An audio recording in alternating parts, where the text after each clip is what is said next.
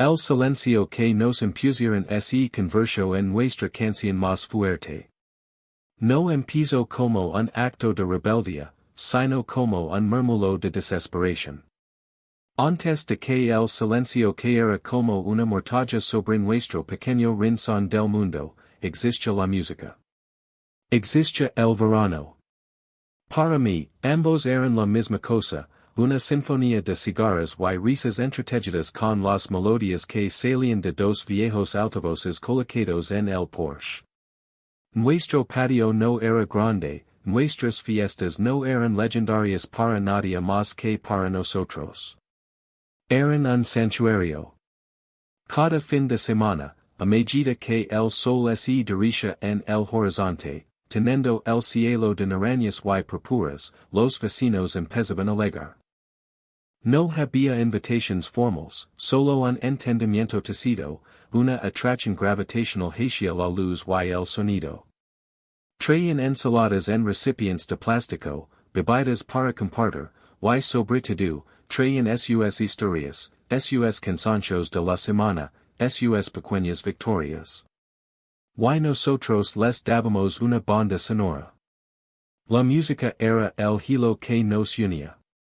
Viejas baladas que los padres cantaban en voz baja, con los ojos cerrados, recordando su propia juventud.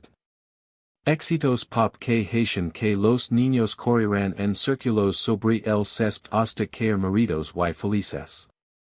Clásicos del rock que hacían que hombres y mujeres de mediana edad tocaran guitarras de air con una seriedad casi religiosa. Yo era el custodio de esas listas de reproducción, el director de orquesta de nuestra alegría suburbana. Observaba desde el Porsche, viendo cómo las tensiones se disolvían, cómo los extraños se convertían en amigos al compartir el estribillo de una canción conocida. Era más que ruido, era comunión. Era el latido de nuestra comunidad, un pulso constante y cálido que nos recordaba que no estábamos solos. En esas noches, bajo el parpadeo de las luces de cadena y las estrellas, creíamos que algo tan simple y tan puro no podía tener fin. Éramos una tribu unida por acordes y armonías, y en nuestro pequeño universo, eso era todo lo que importaba. Creía que estaba construyendo recuerdos. No sabía que, en realidad, estaba viviendo en uno que pronto me sería arrebatado. El final llegó sin la descendencia de una explosión, sino con el crujido de un sobreoficial deslizado bajo mi puerta. Era una tarde de martes, gris y anodina. El papel era grueso, impersonal. Las palabras, impresas en una tipografía severa y sin alma, eran un cuchillo frío y preciso. Notificación de infracción de la ordenanza sobre el ruido. Lee la frase una y otra vez, como si volver a leerla pudiera cambiar su significado. Mencionaba, quejas múltiples, perturbación de la paz, y la frase lapidaria, se prohíbe estrictamente cualquier forma de sonido amplificado en exteriores después de las 9 de la noche. 9 de la noche. Nuestras noches apenas comenzaban a esa hora. La carta no tenía rostro, ni forma personal, solo el sello del comité de la Asociación de Vecinos, una entidad que hasta ese momento había parecido lejana y inofensiva, preocupada únicamente por la altura del césped y el color de los buzones. Sentí una olida de frío que no tenía nada que ver con la temperatura. Era la frialdad de la burocracia, la esterilidad de una regla que no entendía el espíritu de lo que estaba rompiendo. No era solo una prohibición de altavoces, era un desalojo del alma de nuestras reuniones. Esa noche, el silencio fue ensordecido. Mayer los altavoces en el Porsche como si fueran monumentos de una era perdida. El fin de semana siguiente, nadie vino. La luz del atardecer cayó sobre un patio vacío. El silencio que siguió no fue pacífico. Fue un vacío, un hueco donde antes había vida. La esencia de música era una presencia tangible, apresiva. Era el sonido de la desconexión. Mi habían quitado la voz, nuestra voz, y la habían reemplazado con nada. La regla así había cumplido. La paz, tal como la definían, había sido restaurada. Pero lo que realmente habían hecho fue desmantelar un hogar. Y yo no sabía cómo reconstruirlo. Las semanas que siguieron se hundieron en una quietud pesada y sofocante. El verano continuó, pero su banda sonora había sido silenciada. Cada atardecer era un recordatorio doloroso de lo que habíamos perdido. El patio, antes un escenario de alegría, ahora parecía un espacio abandonado, los muebles de jardín como lápidas en un cementerio de buenos tiempos. Me sentaba solo en el porche, en la oscuridad, y escuchaba. Escuchaba el zumbido distante del tráfico, el ladrido ocasional de un perro, el murmullo de televisores desde las ventanas de los vecinos. Eran los sonidos de la soledad, de vidas que transcurrían en paralelo pero que ya no se cruzaban. Sentí una amargura que se me asentó en el pecho, pesada como una piedra. Rabia contra el comite sin rostro, contra el vecino anónimo que había valorado su tranquilidad por encima de nuestra comunidad. Me sentía traicionado por la misma idea de vecindario. ¿De qué servía vivir tan cerca si estábamos tan lejos? Intent llenar el vacío. Pues música dentro de la casa, pero era un eco débil, un fantasma que no podía escapar de las cuatro paredes. La alegría estaba confinada, domesticada. Afuera, el silencio reinaba. Veía a mis vecinos en el supermercado o mientras sacaban la basura. Intercambiábamos saludos educados, asentimientos incómodos. Había una pregunta no formulada en nuestros ojos, ¿y ahora qué? Nadie sabía la respuesta. La energía que nos había unido se había disipado. Estábamos a la deriva, islas individuales en un mar de césped bien cuidado. Toc fondo una noche de viernes. La noche era perfecta, cálida, con una ligera brisa. Una noche hecha para la música. Y el silencio era tan absoluto, tan perfecto en su tirania, que sentí que me ahogaba. Me sentí completamente impotente, un rey destronado de un reino minúsculo pero amado. Me di cuenta de que no solo habían prohibido los altavoces, habían prohibido la conexión. Habían legislado la soledad. Me recosté en la hierba humida de rocío, mirar las estrellas indifferentes y sentí que una parte fundamental de mí se había roto. La oscuridad no era solo la ausencia de luz, era la ausencia de esperanza. El silencio no era paz, era la prueba irrefutable de nuestra derrota. Estaba roto, y mi pequeño mundo, también. Durante días, esa desesperación fue mi única compañera. El patio permaneció vacío, un monumento a mi fracaso. Pero entonces, una noche, mientras estaba sentado en la penumbra del porche, algo cambió. Llovía, una llovizna suave y constante. Las luces de la calle se reflejaban en el asfalto mojado, creando ríos de luz danzante. Observaba sin pensar, perdido en la melancolía del momento. Y entonces los six. Un coche pasó, sus faros barriendo mi patio, iluminando por un instante las gotas de lluvia suspendidas en las hojas del gran roble que domina el jardín. Por una fracción de segundo, el árbol pareció brillar desde dentro, cada hoja un pequeño farol, cada gota una lente. Fue una imagen fugaz, pero se quedó grabada en mi mente. Luz. La luz no hacía ruido. La luz podía viajar a través del silencio. Me levanto y me acerco a la ventana, mirando mi propio reflejo superpuesto al jardín iluminado por los relámpagos lejanos de una tormenta que se acercaba. Pensé en los conciertos a los que había ido, en las pantallas gigantes que mostraban las caras de los músicos, las palabras de las canciones. Las palabras. Podíamos cantar si conocíamos las palabras. La idea era una chispa diminuta en la vasta oscuridad de mi resignación. Absurda. Imposible. Construir algo así, como. No sabía nada de electrónica, ni de proyecciones, ni de nada que no fuera enchufar un altavoz. Al día siguiente, lo conté la idea a mi esposa, esperando que me devolviera a la realidad con una dosis de sentido común. Quiero que las letras de las canciones aparezcan en los árboles, dije, sintiendo ridículo. Ella me miró en silencio durante un largo momento. Yo esperaba un suspiro, una sonrisa compasiva. En cambio, dijo una sola palabra que lo cambió todo. ¿Cómo? No era una pregunta de duda, sino de logística. Era una invitación.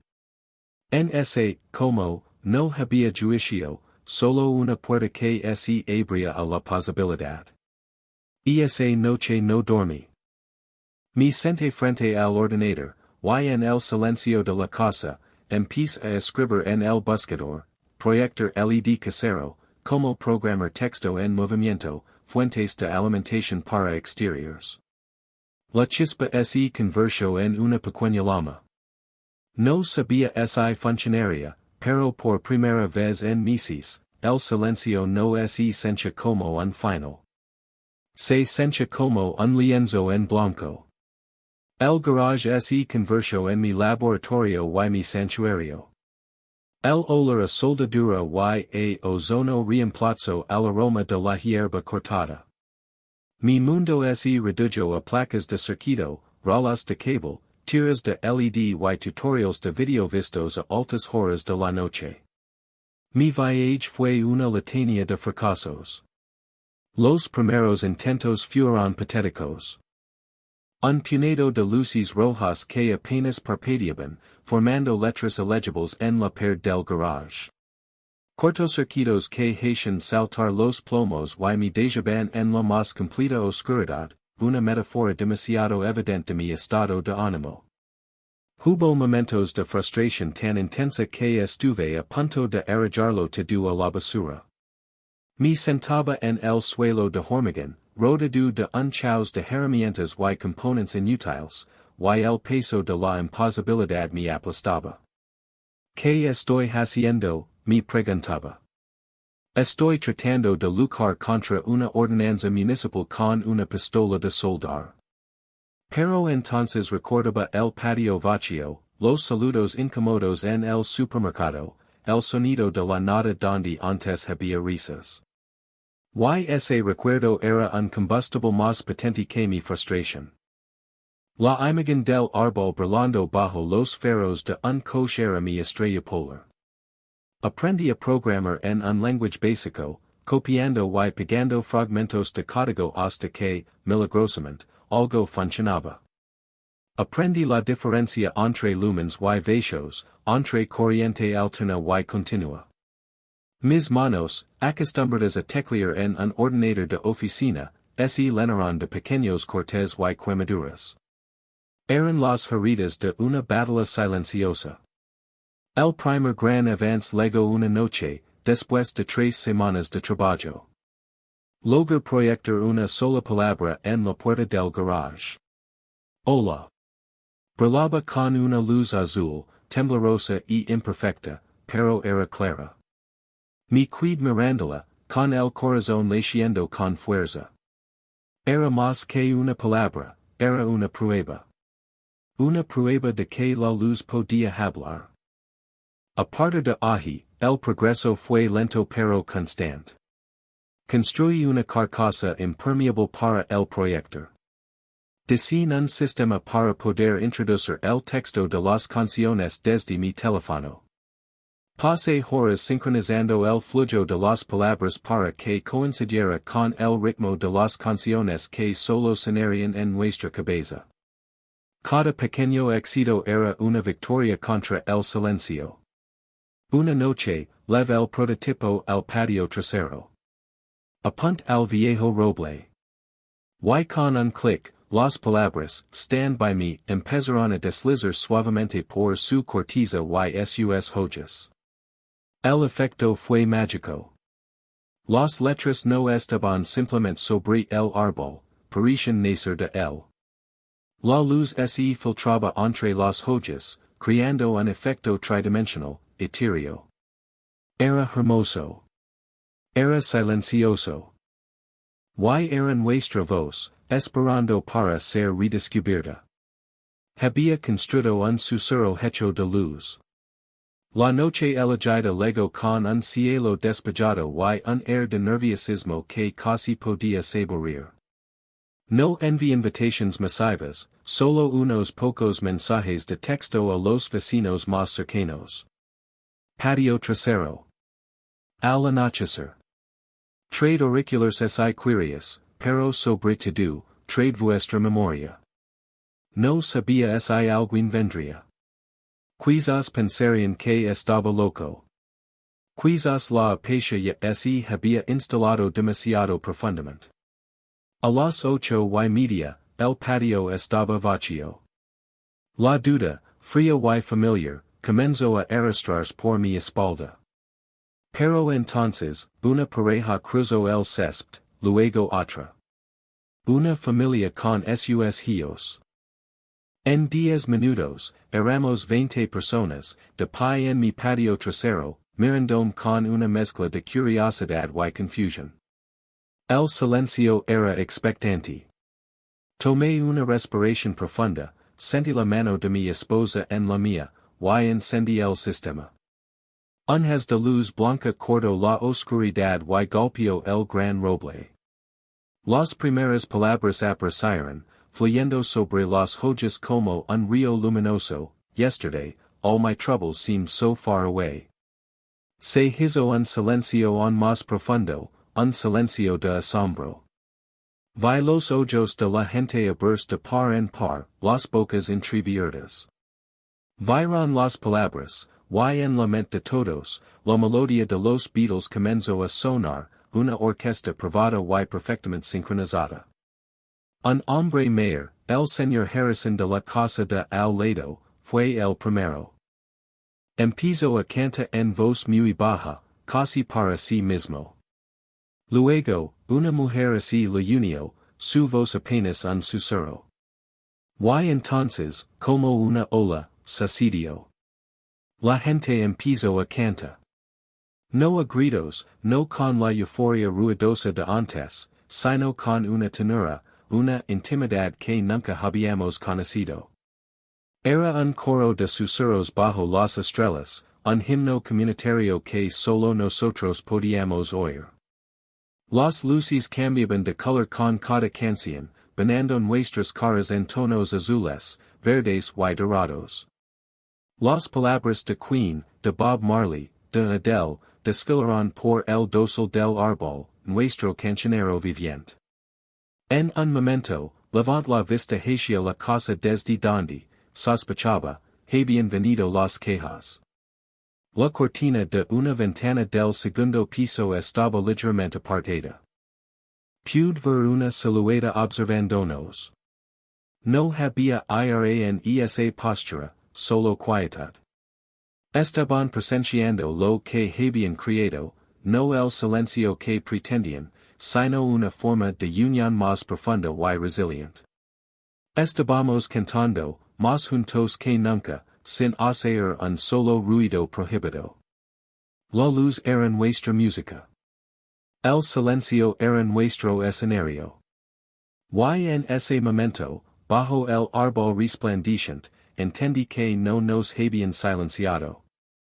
Simplemente nos habían obligado a encontrar una canción mejor. Aquella noche no terminó. Se convirtió en un nuevo comienzo. El karaoke silencioso se convirtió en nuestro ritual.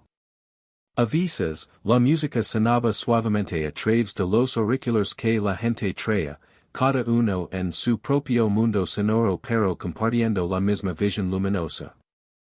Otras veces, nos bastaba con el recuerdo de la melodía, cantando en un murmullo colectivo que se mezclaba con los sonidos de la noche.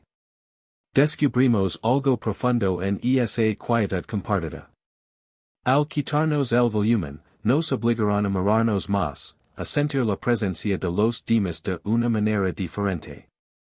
La comunicación ya no era un grito por encima de la música, sino una sonrisa a través del patio, un brazo sobre el hombro de un amigo mientras las palabras de una canción favorita se deslizaban por las hojas. La luz no solo nos devolvió la música, nos devolvió los unos a los otros. El silencio que se nos impuso no fue una anulación, sino una edición. Eliminó el ruido, la distracción, y dejó solo lo esencial, las palabras que nos unen, las melodías que viven dentro de nosotros y la simple y profunda necesidad humana de reunirse bajo la misma luz. Aprendí que la resiliencia no siempre consiste en luchar contra una restricción con la misma fuerza. A veces, consiste en fluir a su alrededor, en encontrar la grita en el muro y convertirla en una puerta. A veces, la solución más poderosa no es la más ruidosa. Si alguna vez sientes que te han quitado la voz, que te han impuesto un silencio que no elegiste, recuerda esto. Busca la luz. Busca la forma de que tu mensaje brille de una manera nueva y inesperada. Porque una voz no es solo sonido. Es la voluntad de conectar, es la creatividad nacida de la limitación, es la luz que te niegas a dejar que se apague. Puede que te quiten los altavoces, pero nunca podrán prohibir que cantes. Puede que te obliguen al silencio, pero no pueden impedir que te conviertas en la luz que guía a otros a través de la oscuridad. Encuentra tu árbol. Encuentra tus palabras. Y brilla.